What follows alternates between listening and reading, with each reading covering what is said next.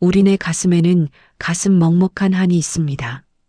먹고 살기 힘들던 시대의 우리네 노년은 누구나 한 가지씩은 가슴 아픈 사연이 있는 줄 압니다.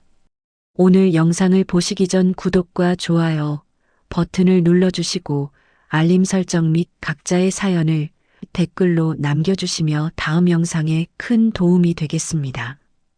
그럼 오늘의 이야기를 시작하겠습니다. 서울 외곽 버스 종점에서 한참을 더 걸어 들어가야 보이는 낡은 단독주택. 겨울 끝자락의 바람은 유난히 매서웠고 바람이 창문을 때릴 때마다 오래된 창틀이 덜컹거렸다.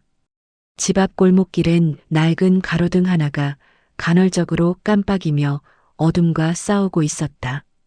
이정순 70은 두꺼운 털조끼를 여미며 거실 한가운데 앉아 있었다. 낡은 전기장판 위 식어버린 커피잔 옆에는 두툼한 서류철이 놓여 있었다. 그 옆엔 지난 몇 달간 끄적거린 계산지들이 어지럽게 흩어져 있었다. 매번 같은 결과였다. 서류철 맨 위에는 굵은 글씨로 부동산 매매 계약서라는 글자가 박혀 있었다. 그 밑에 빨간 펜으로 동그라미 친 잔금 지급일 3월 15일이라는 날짜가 선명했다. 바로 내일이었다. 정수는 한참을 그 날짜를 뚫어지게 바라보다가 깊게 한숨을 내쉬었다. 이제 하루 남았네. 벽시계가 째깍거리는 소리만이 고요한 거실을 채웠다. 오후 3시. 평소 같으면 근처 경로당에서 이웃들과 화투를 치고 있을 시간이었다. 하지만 요 며칠은 사람들 얼굴 보기가 부담스러웠다. 집은 언제 이사 가세요? 새 아파트 어때요? 그 같은 말들이 가슴을 찔렀다. 이번에 계약한 아파트는 오래전부터 꿈꾸던 나만의 보금자리였다. 허리 굽은 노년이 되기 전 그래도 엘리베이터 있는 아파트에서 살아보고 싶었다. 35평생 김밥집과 반찬 가게를 전전하며 모은 돈, 그리고 이 집을 팔아 마련한 계약금까지 모든 걸 걸었다. 처음 그 아파트를 봤을 때의 설렘이 아직도 생생했다. 깨끗한 타일, 따뜻한 온돌, 그리고 무엇보다 10층 높이에서 내려다본 한강의 모습. 여기서 살면 매일 아침 강을 보며 커피를 마실 수 있겠구나. 그런 상상에 가슴이 뛰었다. 그런데 은행 대출이 막혔다. 몇 년 전 보증을 잘못 써면서 신용 점수에 흠집이 난 게 발목을 잡았다. 그때는 정말 어쩔 수 없었다. 옆집 할매가 무릎 꿇고 빌어서 마음 약한 정순이 차마 거절할 수 없었던 것이다. 하지만 그 할매는 빚만 남기고 야반도주해 버렸다. 은행 직원의 차가운 목소리가 아직도 귓가에 맴돌았다. 죄송하지만 나이와 신용 점수를 종합적으로 고려했을 때 대출 승인이 어렵습니다. 40년 넘게 성실히 살아온 인생이 몇 개의 숫자로 평가받는 순간이었다. 며칠째 잠이 오지 않았다. 머릿속으로 수십 번 계산기를 두드려 봤지만 부족한 돈은 채워지지 않았다. 5천만 원. 결코 작지 않은 금액이었다. 아들에게 연락해 볼까?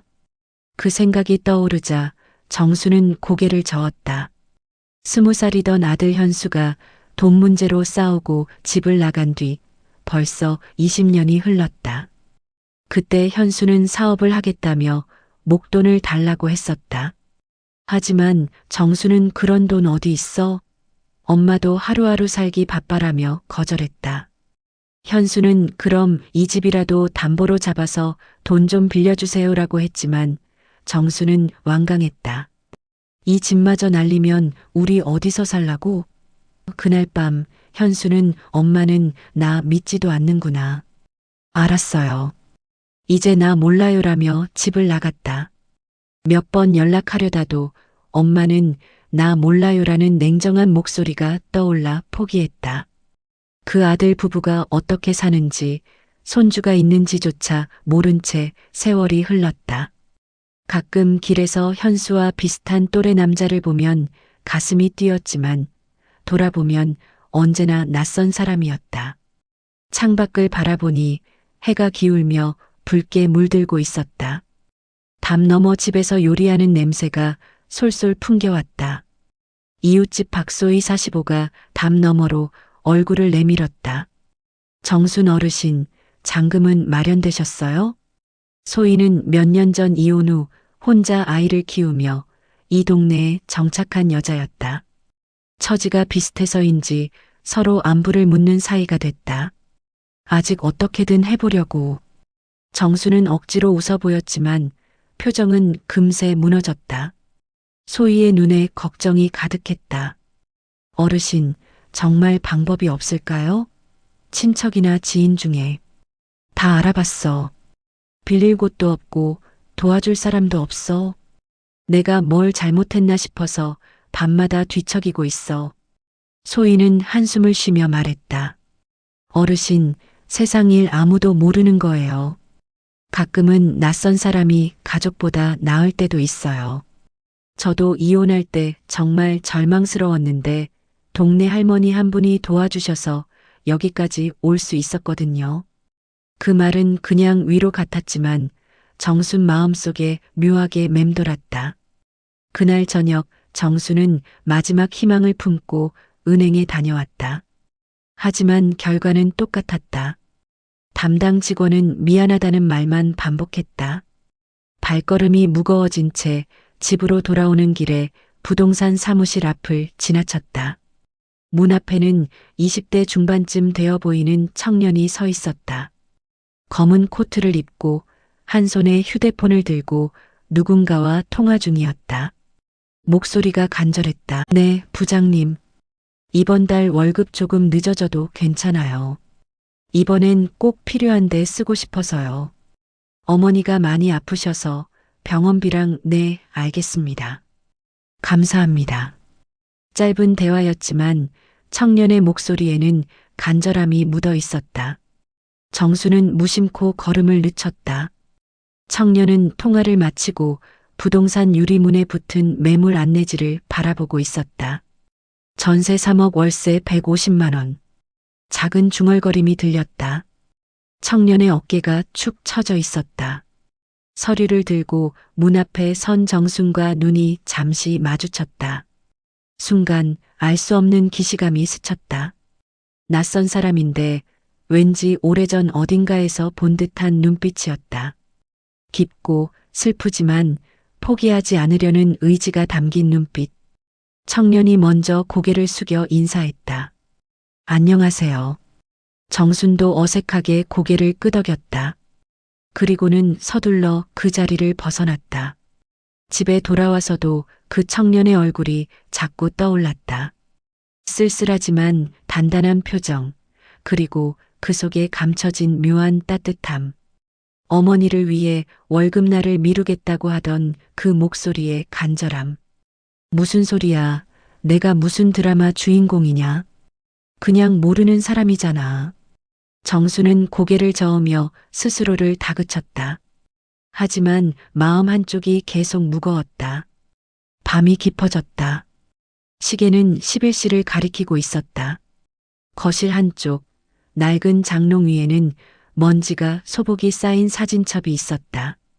정수는 괜히 그것을 꺼냈다. 사진 속에는 젊은 시절의 아들 현수가 웃고 있었다. 아버지를 닮아 까무잡잡한 피부, 깊게 패인 보조개, 그리고 또렷한 눈매. 그 눈매가 오늘 본 청년과 잠깐 겹쳐 보였다. 정수는 손으로 사진을 쓸어내리며 중얼거렸다. 현수야, 너는 어디서 어떻게 살고 있니? 사진을 넘기자 현수의 어린 시절 모습들이 나왔다. 초등학교 입학식 사진, 졸업식 사진, 군대 입대 전 마지막 가족 사진.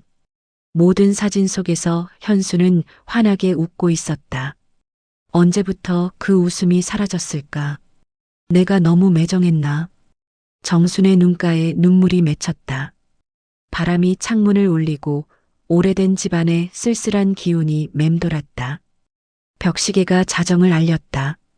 이제 정말 몇 시간 후면 잔금을 지급해야 할 날이었다. 하지만 기적은 일어나지 않을 것 같았다. 그리고 내일이 오면 모든 것이 달라질지도 모른다는 불안감이 그녀의 가슴 한쪽을 서서히 조여오고 있었다. 혹시 모를 마지막 희망을 품고 정수는 휴대폰을 들었다가 다시 내려놓았다. 20년 전 그 차가운 목소리가 아직도 무서웠다. 창밖으로 새벽이 밝아오고 있었다. 다음 날 아침 하늘은 낯빛으로 무겁게 드리워져 있었다. 겨울비가 내릴 듯한 먹구름 사이로 차가운 바람이 거칠게 휘몰아쳤다. 이정수는 낡은 가죽 손가방에 계약서와 도장을 조심스럽게 넣고 무거운 발걸음을 떼었다. 오늘이 마지막이야. 잔금을 못 내면 계약은 무효가 되고 계약금도 날아간다. 그러면 나는 정말 갈 곳이 없어진다. 평소보다 더 멀게 느껴지는 부동산 사무실까지의 길을 걸으며 정순의 가슴은 답답하게 조여왔다. 골목을 돌 때마다 현실이 목을 조르는 것 같았다.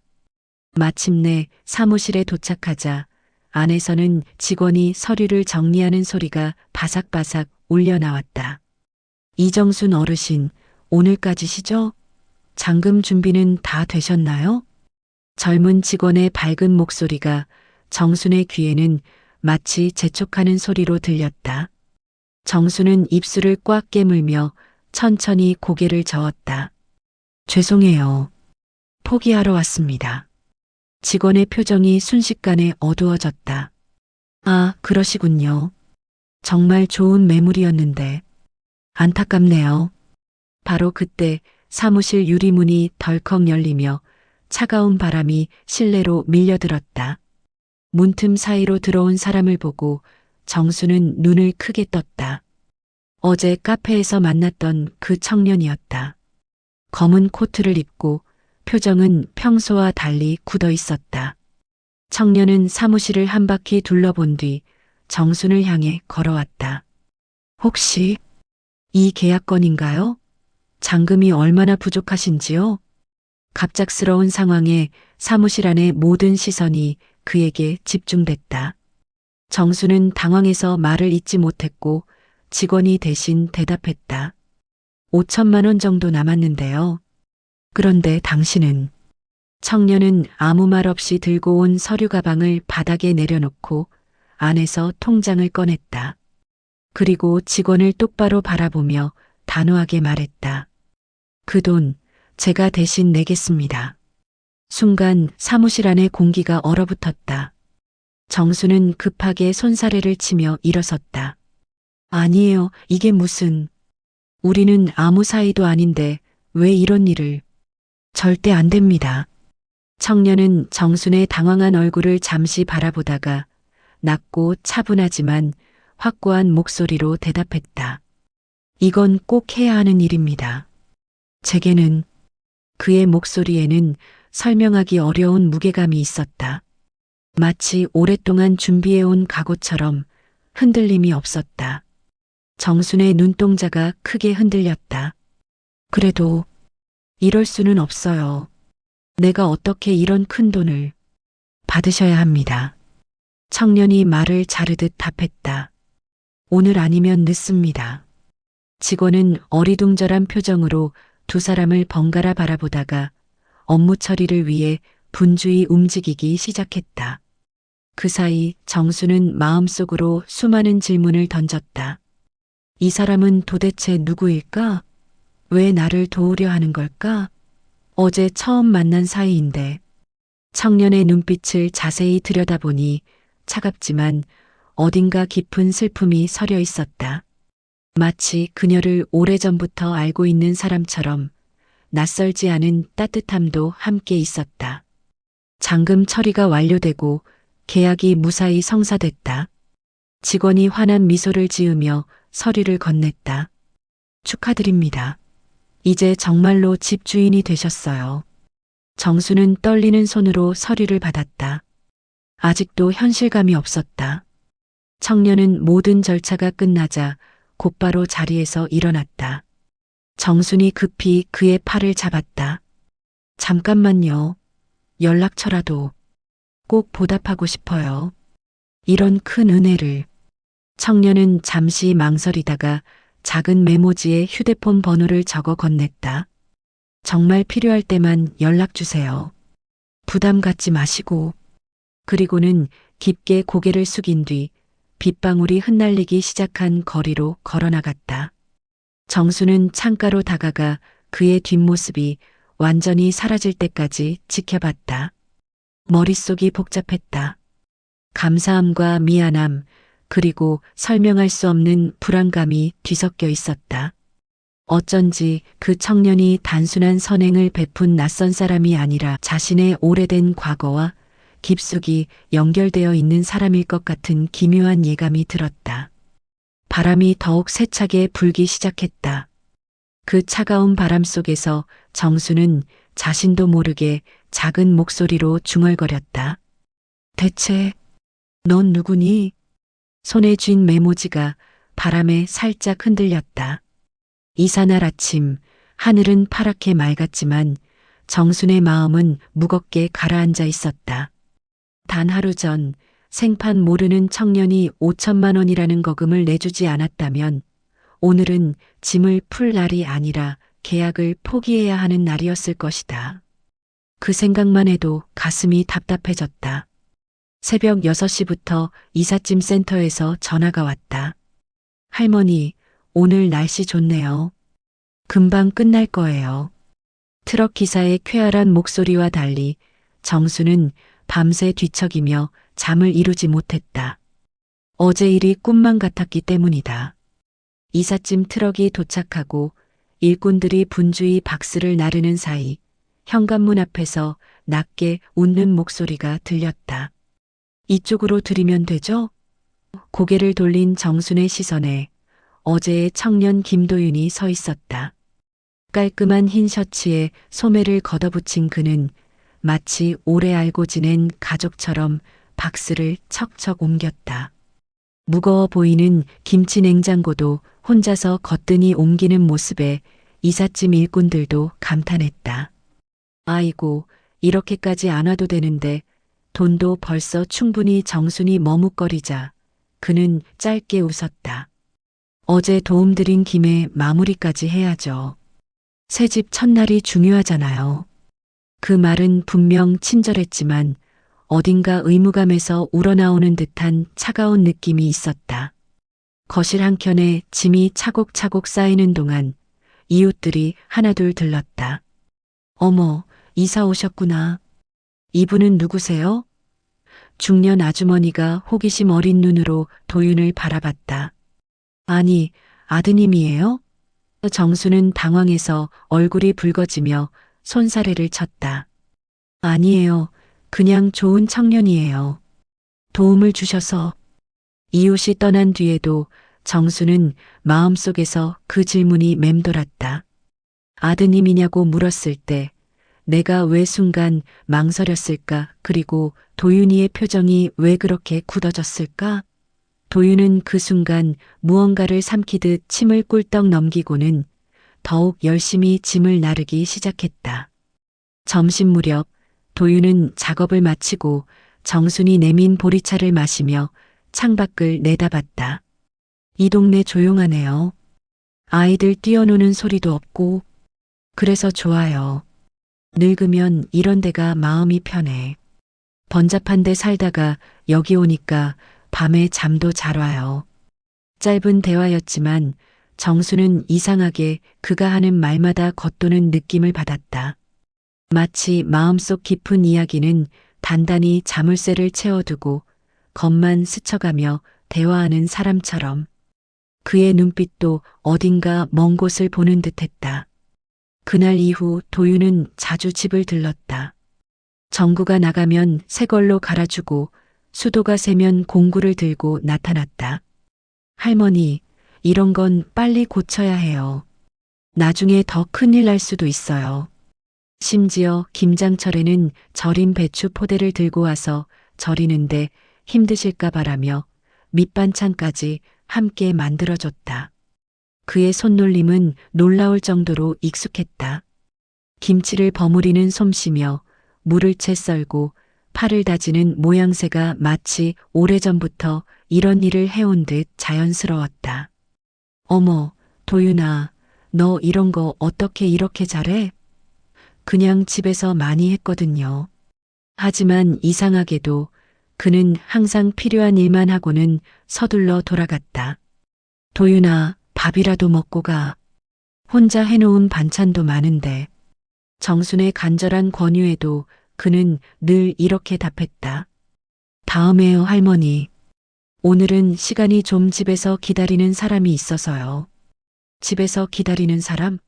정수는 문을 닫은 뒤에도 그의 발걸음 소리가 골목 끝까지 사라질 때까지 귀 기울이며 서 있었다. 그 발걸음은 왜 그리도 무거워 들렸을까?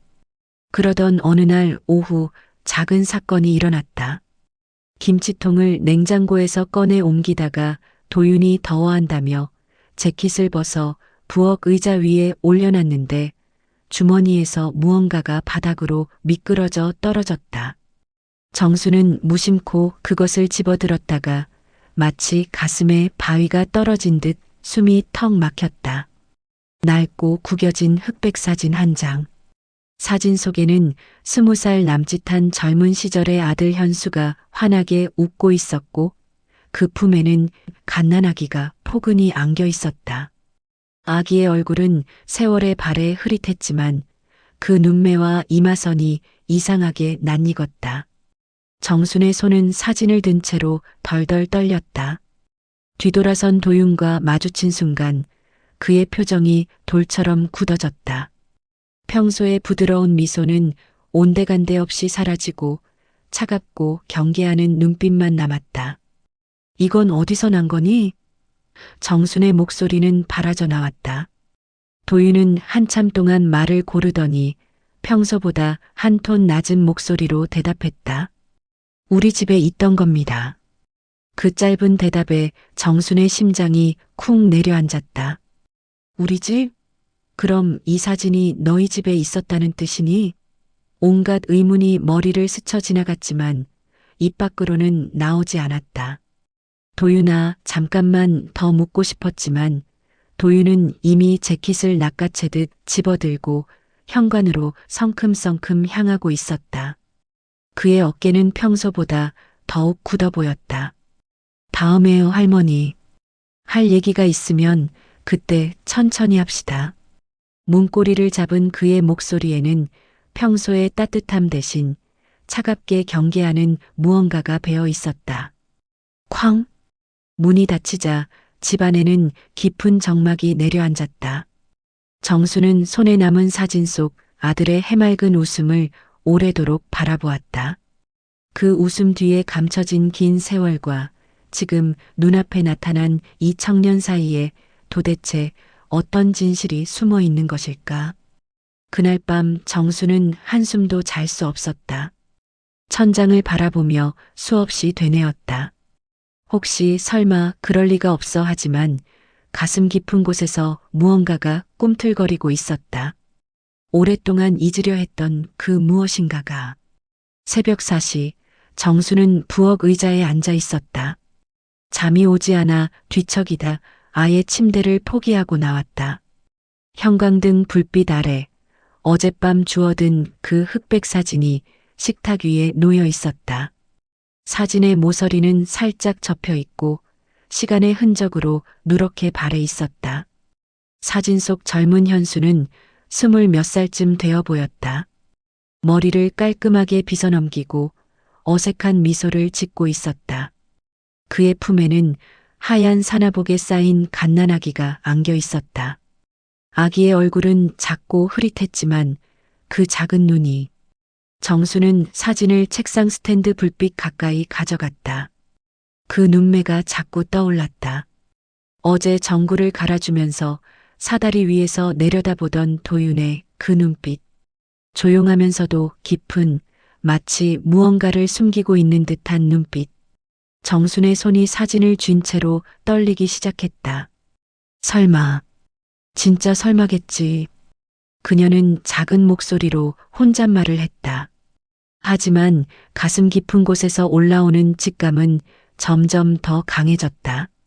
마치 오랫동안 잃어버린 퍼즐 조각이 제자리를 찾아가는 것처럼 모든 것이 들어맞기 시작했다.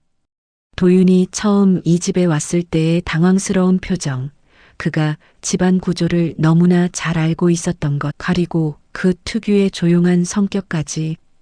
오전 내내 정수는 집안을 맴돌았다.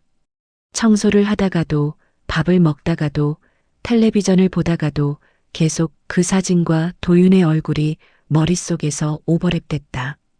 손이 떨려서 찻잔을 제대로 들 수도 없었다. 오후 2시쯤 현관벨이 울렸다.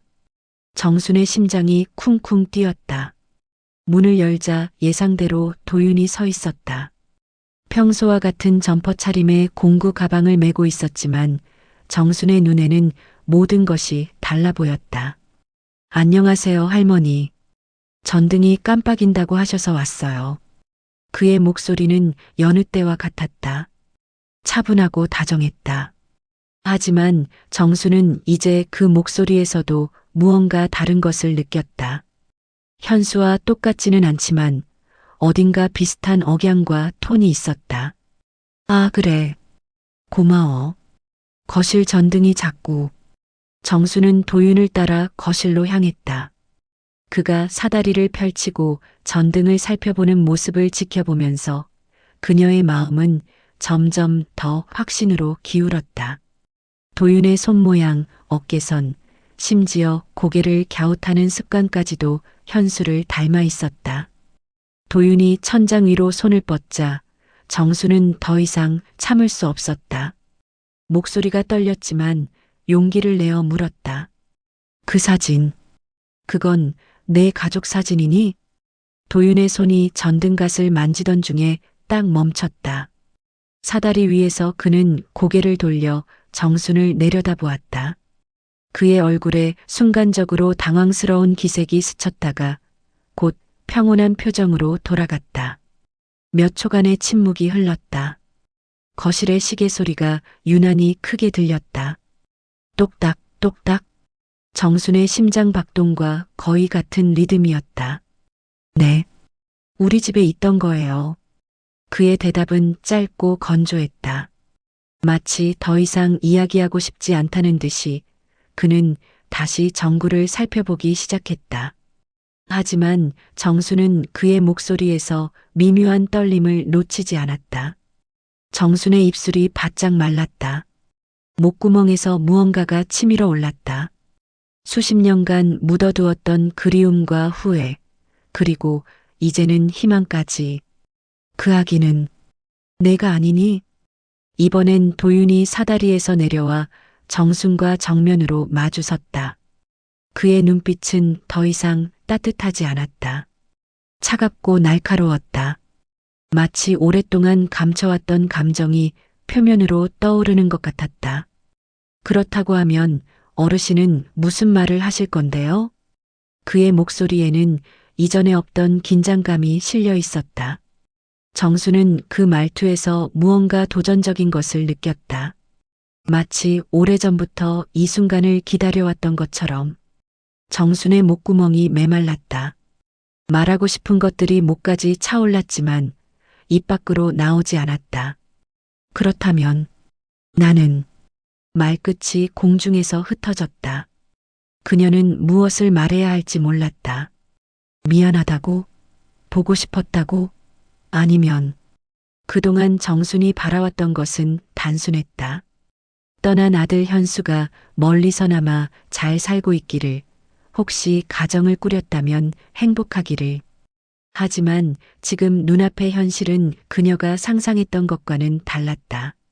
손자일지도 모르는 이 청년의 눈에는 상처가 있었고 그 상처의 원인이 자신일 수도 있다는 생각에 가슴이 무너져 내렸다. 도윤은 천천히 공구들을 정리하기 시작했다. 그의 움직임은 평소보다 더 신중하고 조심스러웠다. 정수는 그런 그를 바라보며 현수가 집을 떠나던 그날을 떠올렸다. 왜 내 친구들은 다 아빠가 있는데 나만 없어? 왜 아빠 얘기만 하면 엄마는 화를 내? 난 아빠가 누군지도 모르겠어. 20살의 현수는 울부짖었다. 정순이 계속 침묵으로 일관하자 현수는 더욱 격해졌다. 엄마는 나를 버린 거야. 아빠도 진실도 모든 걸 나한테서 빼앗아간 거야. 그리고 그는 짐을 싸서 집을 떠났다. 그게 마지막이었다. 도윤이 공구 가방을 메고 현관으로 향했다. 정순의 심장이 다시 빨라졌다. 이대로 보낼 수는 없었다. 문 앞에서 도윤이 멈춰서더니 정순을 돌아보았다. 아버지 얘기, 어르신은 할 말 없으세요? 그 한마디가 정순의 가슴을 송곳처럼 찔렀다. 도윤의 목소리에는 원망과 기대가 동시에 섞여 있었다. 마치 오랫동안 품어온 질문을 마침내 던지는 것 같았다. 정순의 입술이 떨렸다. 목소리가 나오지 않았다. 수십 년간 숨겨왔던 비밀이 목구멍에 걸려 있었다. 내 아버지는.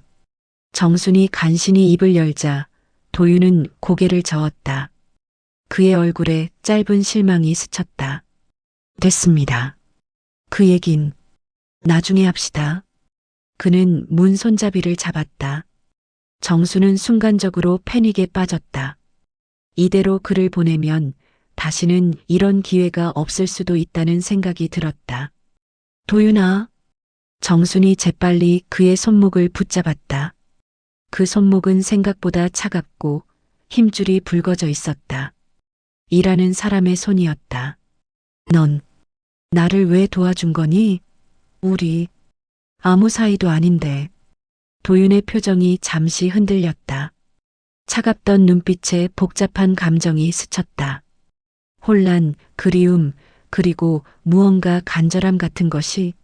하지만 곧 그는 입술을 굳게 다물었다. 사람 마음이라는 게 이유만으로 설명 안 될 때도 있잖아요. 그의 목소리는 쓸쓸했다. 마치 자신도 그 이유를 완전히 이해하지 못하는 것 같았다. 도윤은 천천히 조심스럽게 정순의 손에서 자신의 손목을 빼냈다. 그 순간 정순은 그의 손이 미세하게 떨리고 있다는 것을 느꼈다.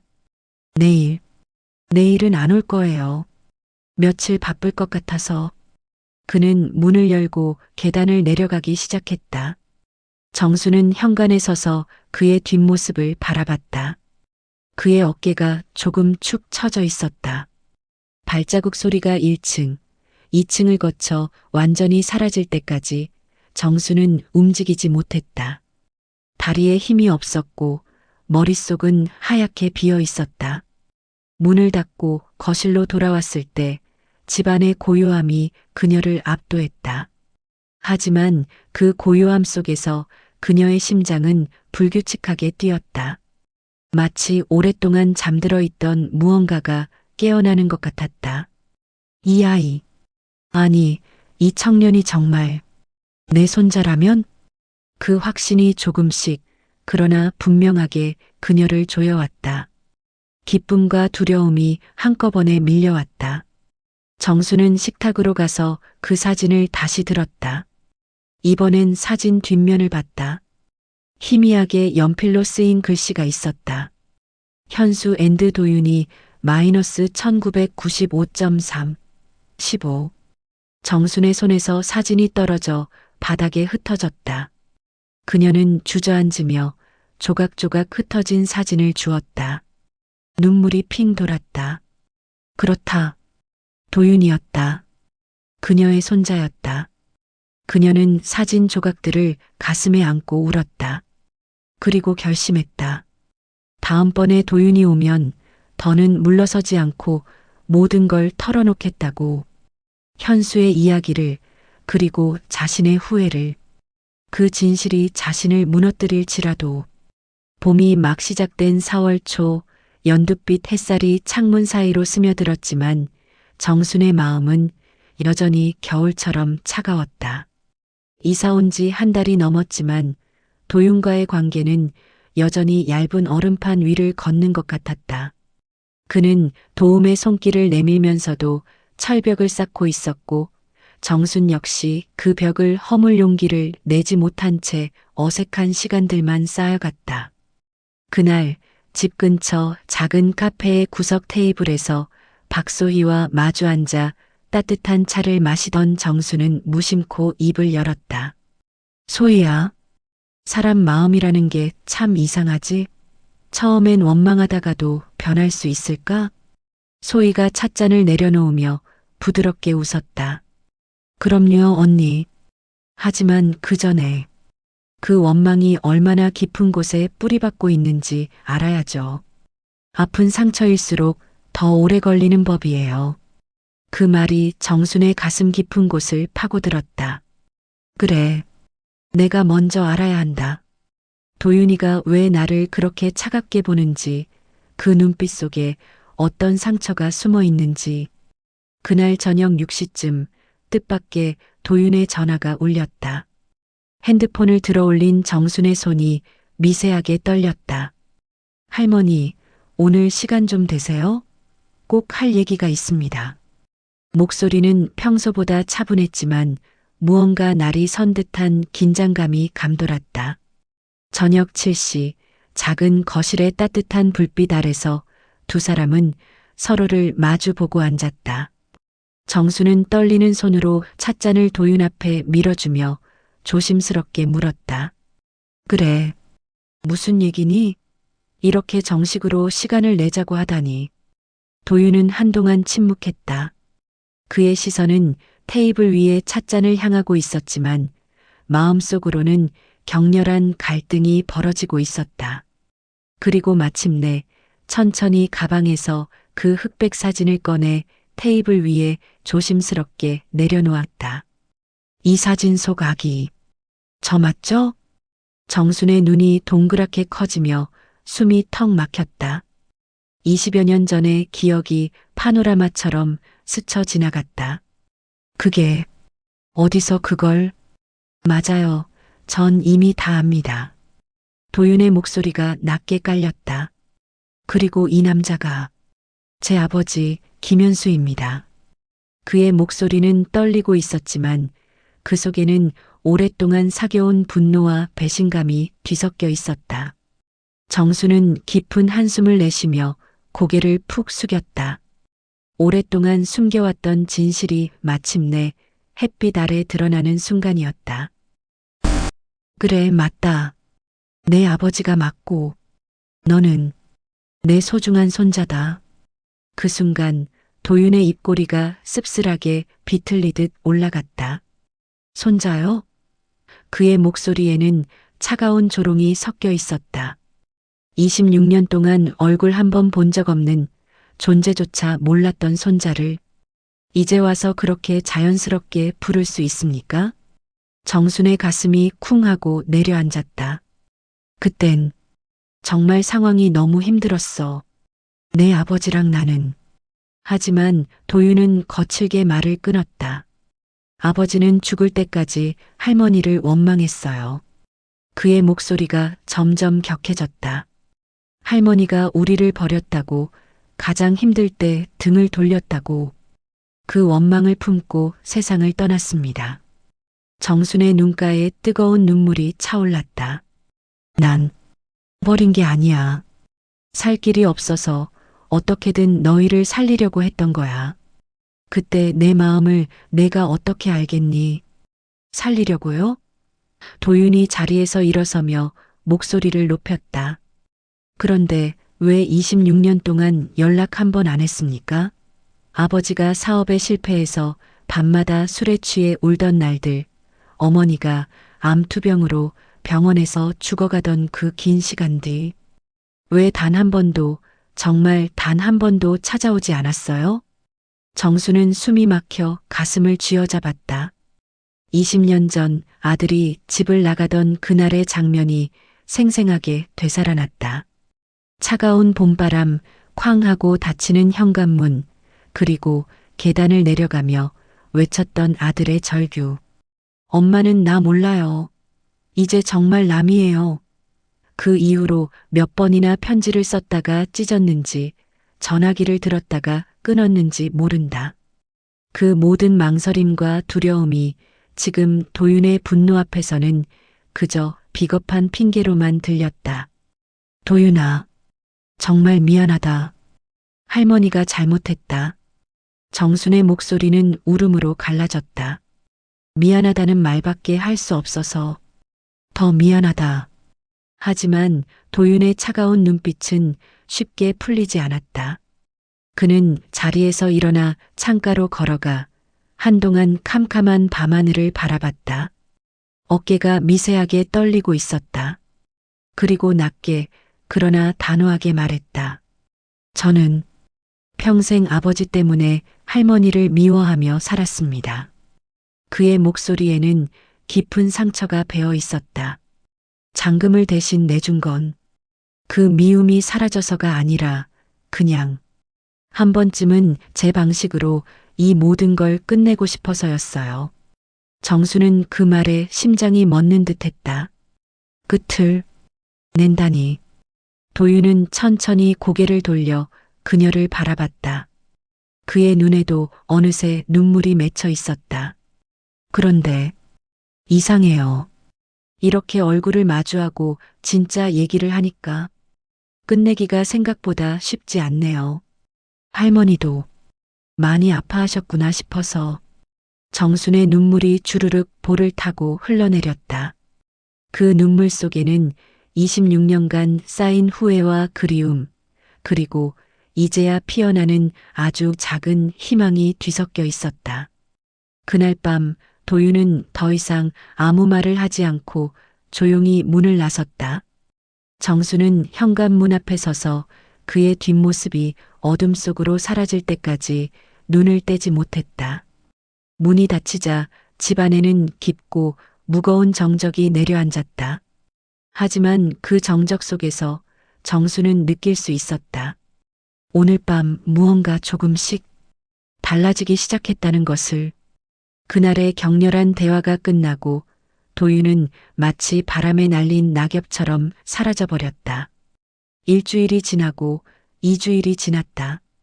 정수는 매일 아침 현관문을 열어 골목길을 바라보았다. 혹시나 하는 마음에 혹시나 그 익숙한 실루엣이 모퉁이를 돌아 나타날까 하여. 하지만 돌아오는 것은 찬 바람과 적막뿐이었다. 집안의 정적이 그녀의 가슴을 조였다. 혼자 차린 밥상 앞에서 젓가락을 들다 말고 정수는 자꾸만 빈 의자를 바라보았다. 그 자리에 도윤이 앉아 말없이 밥을 먹던 모습이 자꾸 겹쳐 보였다. TV에서 흘러나오는 소음조차 이 허전함을 메우지 못했다. 내가 잘못했나? 정수는 문득 과거를 떠올렸다. 아들 민수가 대학생이던 시절 용돈을 더 달라고 했을 때 차갑게 돌아선 자신의 모습을. 그때도 아들은 며칠간 집에 들어오지 않았었다. 나중에서야 알았다. 아들이 아르바이트를 하느라 밤늦게 돌아다녔다는 것을. 자존심 때문에 사정을 털어놓지 못했던 아들의 마음을. 혹시 나도 아들이 나를 원망했던 것처럼 이 아이를 몰라주고 있었던 건 아닐까? 그 생각이 드니 목이 메어왔다. 도윤의 차가운 눈빛 속에서 봤던 것은 분노만이 아니었다. 그 깊은 곳에 상처받은 아이의 모습이 숨어 있었다.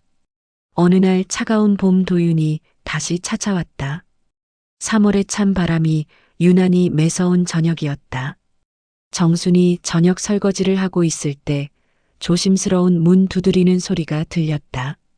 심장이 쿵 하고 뛰었다. 서둘러 앞치마를 벗고 현관으로 달려가 문을 열었다. 도윤이 서 있었다.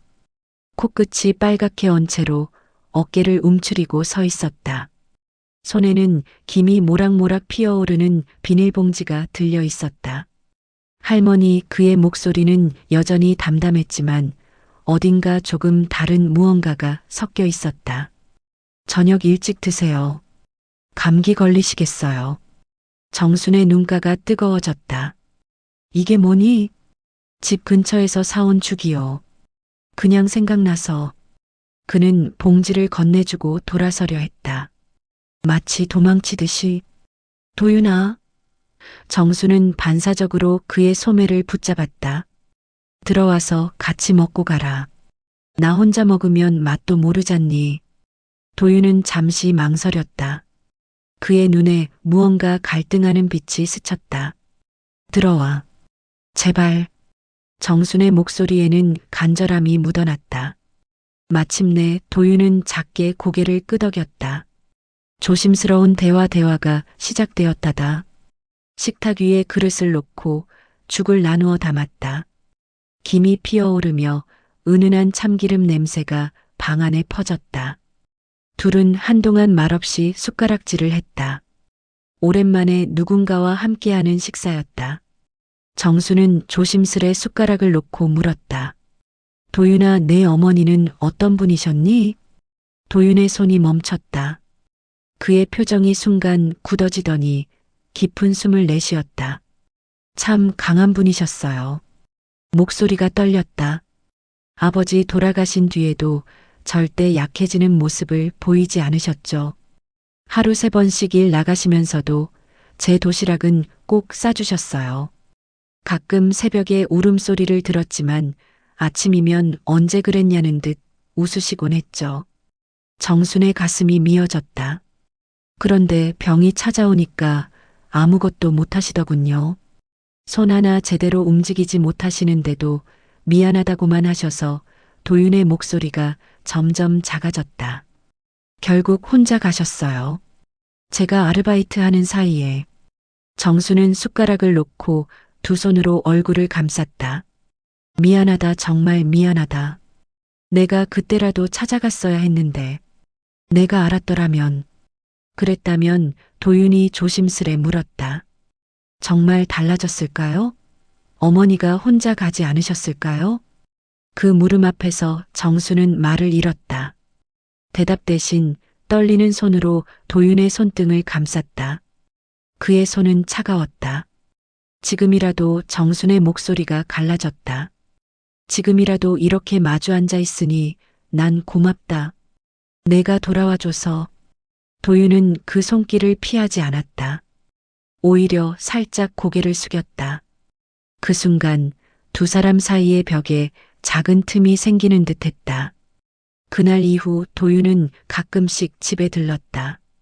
정순이 무거운 쌀포대를 끌고 오면 말없이 대신 들어주었고 형광등이 나가면 어디선가 새 것을 가져와 갈아 끼웠다. 가스레인지가 말썽을 부리면 공구 상자를 들고 나타나 묵묵히 고쳤다. 하지만 둘 사이의 대화는 여전히 최소한에 그쳤다. 마치 서로의 상처를 건드릴까 조심하며 돌고 도는 듯했다. 그래도 정수는 만족했다. 아니, 감사했다. 적어도 이 아이가 자신을 완전히 밀어내지는 않았으니까. 어느 새벽 정수는 가스레인지 앞에 섰다. 도윤이 며칠 전부터 기침을 하는 것이 신경 쓰였다. 감기가 채 낫지 않은 것 같았다. 정성스레 닭죽을 끓이며 그녀는 무언가 결심했다. 해가 뜨기 전 정수는 보온병에 죽을 담고 작은 쪽지와 함께 도윤의 집 앞에 두었다. 발걸음을 들킬까봐 최대한 조심스레 돌아섰다. 쪽지에는 떨리는 글씨로 단 한 줄이 적혀 있었다. 내가 원망해도 괜찮다. 하지만 나는 널 사랑한다. 집으로 돌아온 정수는 하루 종일 가슴이 두근거렸다. 너무 성급했나, 부담스러워하지 않을까, 온갖 걱정이 머릿속을 맴돌았다. 다음 날 저녁 현관문을 열자 작은 종이봉투가 놓여 있었다. 정수는 가슴이 쿵하고 뛰는 것을 느꼈다. 봉투 안에는 따뜻한 고구마 2개와 메모가 들어 있었다. 죽 잘 먹었습니다. 사랑이 뭔지 잘 모르지만 고맙습니다. 마이너스 도윤.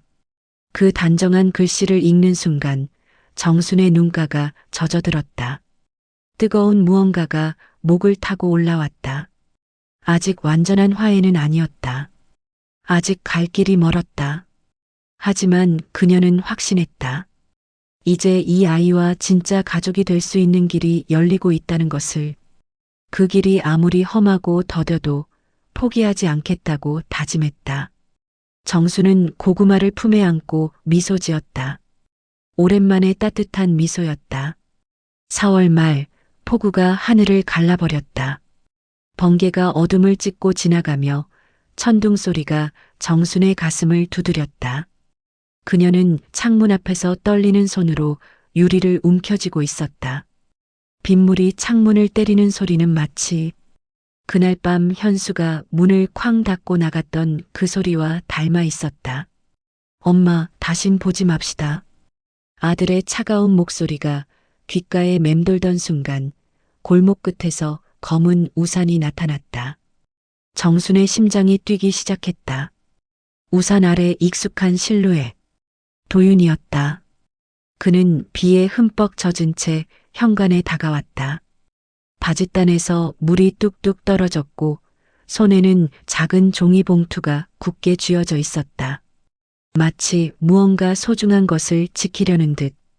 현관문이 열리자 도윤은 우산을 털며 억지로 웃음을 지었다. 하지만 그의 눈빛은 복잡했다.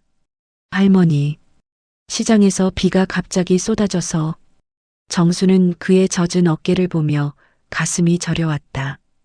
봉투를 받아든 순간 손이 떨렸다. 이게 뭐냐? 떡이요. 도윤의 목소리가 잠깐 흔들렸다. 혼자 계시니까 심심할까봐. 그 말에 정순의 눈앞이 흐려졌다. 25년 전 현수가 비 오는 날 똑같은 떡을 사와서는 엄마 같이 드세요라고 했던 그 순간이 칼날처럼 스쳐갔다. 그리고 그 다음 날 모든 게 무너졌던 그날 밤 거실에서 떡을 나누어 먹는데 침묵이 무거웠다. 빗소리만이 둘 사이의 긴장을 달래주었다. 정수는 떨리는 목소리로 입을 열었다. 도윤아. 그녀의 목소리가 갈라졌다. 너 그동안 나를 얼마나 미워했니? 도윤의 젓가락이 멈췄다. 그는 천천히 고개를 들어 할머니를 바라봤다. 눈빛이 날카로워졌다. 네, 미워했어요. 그의 목소리는 차가웠다. 아니, 증오했어요. 어릴 때 할머니가 저를 버렸다고 생각했거든요. 정순의 가슴이 찢어지는 것 같았다. 손에 든 젓가락이 덜덜 떨렸다. 도윤아, 그게 아니었어. 내가. 그녀의 목소리가 끊어졌다. 내가 널 찾으려고 했단다. 하지만 내 아버지가 뭐라고 하셨는데요? 도윤의 목소리에 날이 서 있었다. 정수는 눈물을 참으며 말했다. 나를 원망하며 모든 연락을 끊었어. 그리고 그녀가 숨을 고르며 말했다. 널 데리고 사라져버렸어. 도윤은 잠시 멍하니 앉아 있다가 갑자기 웃었다. 하지만 그 웃음은 슬펐다. 그렇다고 해도 전 할머니를 용서할 수 없어요. 아직은. 그 순간 밖에서 날카로운 비명소리가 들렸다. 유리 깨지는 소리와 함께 누군가 도와주세요. 라고 외쳤다. 둘은 동시에 창으로 달려갔다. 한 할머니가 미끄러져 넘어진 채 비에 젖고 있었다. 장바구니가 뒤엎어져 온 길에 채소들이 흩어져 있었다. 어머나. 정순이 밖으로 나가려는 순간 도윤이 번개처럼 현관문을 박차고 뛰쳐나갔다. 비를 맞으며 넘어진 할머니를 부축하는 도윤. 그의 등이 빗물로 흠뻑 젖어갔지만 그는 조심스럽게 할머니를 일으켜 세웠다. 상처는 없는지 살펴보고 흩어진 채소들을 주워 담았다. 정수는 현관에서 그 모습을 지켜보며 가슴이 뜨거워졌다. 눈물이 비처럼 쏟아져 내렸다. 이 아이, 정말 내 핏줄이구나. 잠시 후 도윤이 돌아왔다. 온몸이 물에 젖어 입술이 파래져 있었다. 정수는 수건을 들고 달려나가 그의 머리를 닦아주었다. 바보야. 감기 걸리겠어.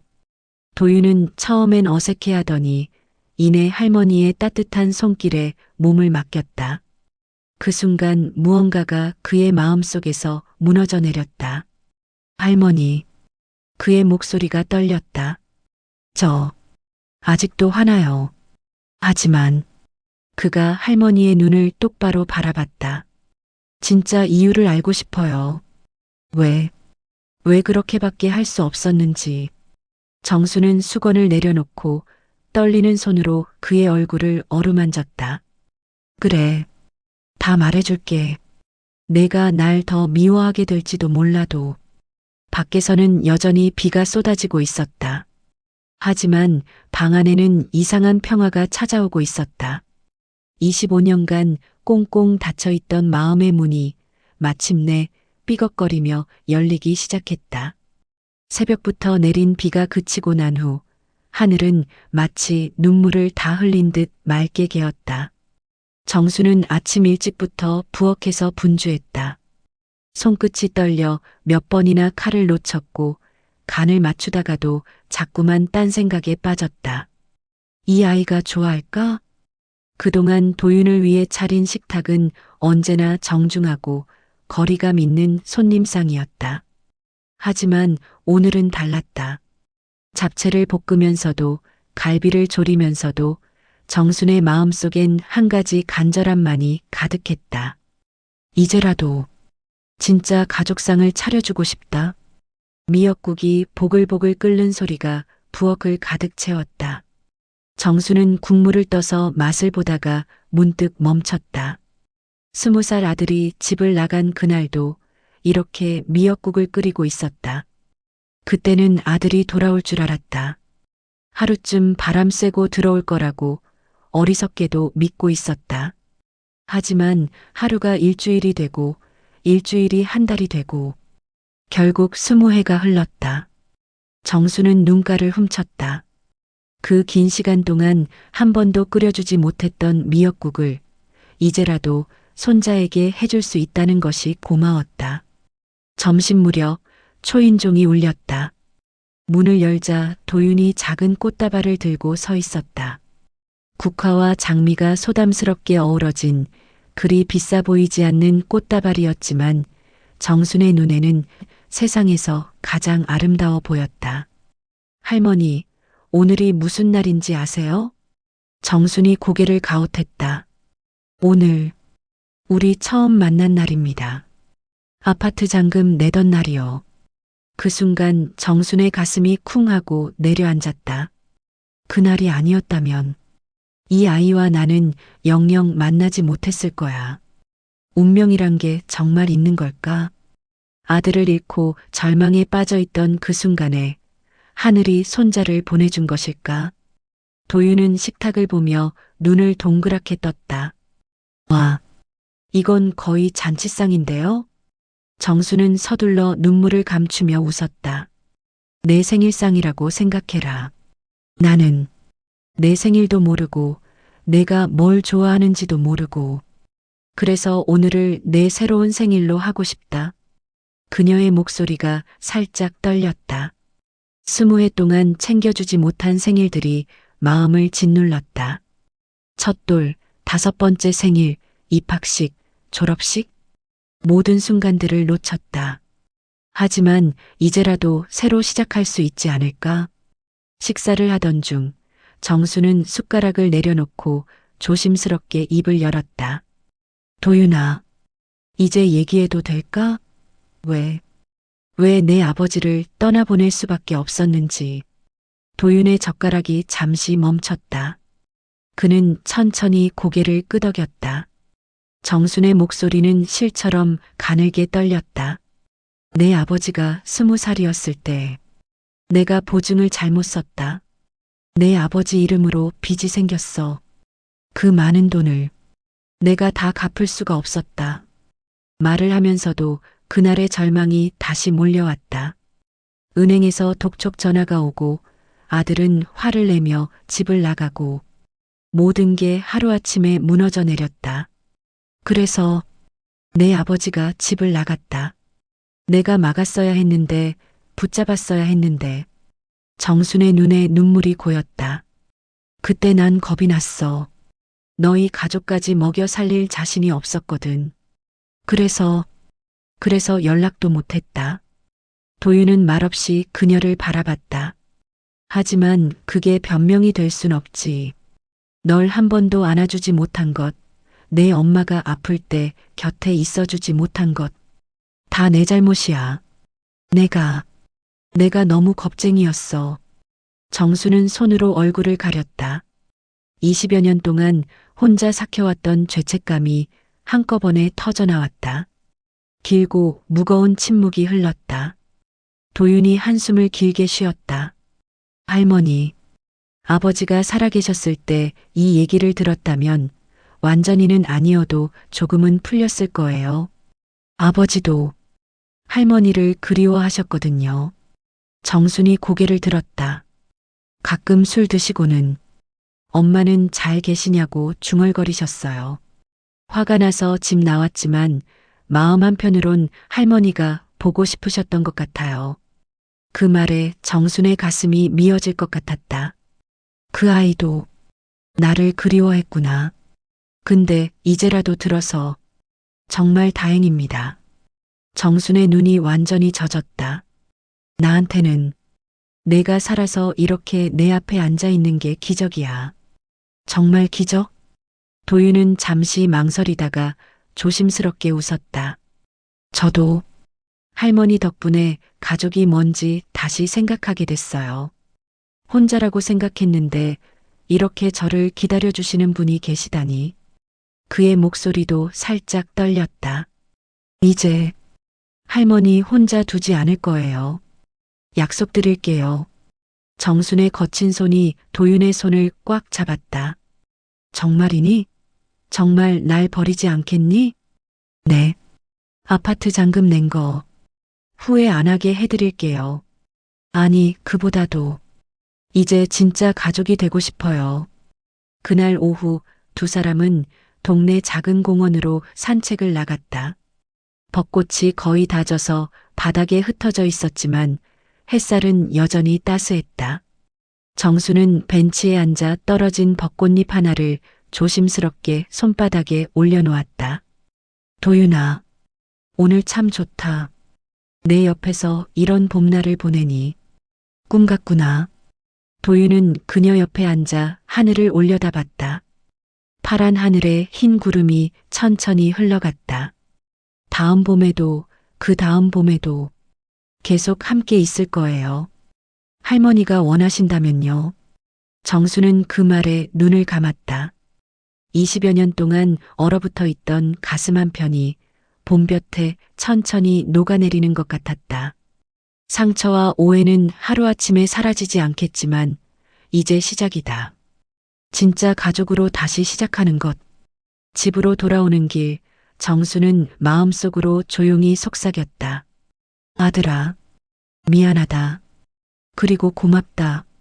이렇게 좋은 아들을 남겨줘서. 석양이 두 사람의 그림자를 길게 늘어뜨렸다. 할머니와 손자 서로 다른 시간을 살아온 두 사람이 이제는 같은 방향으로 걸어가고 있었다. 잃어버린 시간은 되돌릴 수 없지만 남은 시간은 함께 채워갈 수 있을 것이다. 그것만으로도 충분했다. 정순의 입가에 작은 미소가 번졌다. 오랜만에 진짜 웃음이었다. 천둥이 또 한 번 하늘을 갈랐지만 더 이상 두렵지 않았다. 이제 둘은 폭풍을 함께 견딜 수 있을 것 같았다. 우리네 인생은 뒤돌아보면 모든 것이 한이 넘친다. 그러나 이렇게 늦게라도 가족의 중요함과 핏줄의 사랑이 얼마나 남은 인생을 행복한 노후로 지낼 수 있는지 정순의 입가엔 항상 웃음이 스쳐 지나간다. 끝까지 시청해 주셔서 감사합니다. 구독과 좋아요, 그리고 우리네 인생에서 하지 못한 이야기가 있으며 댓글로 남겨주시면 다음 이야기로 여러분 앞으로 찾아뵙겠습니다. 복 많이 받으세요.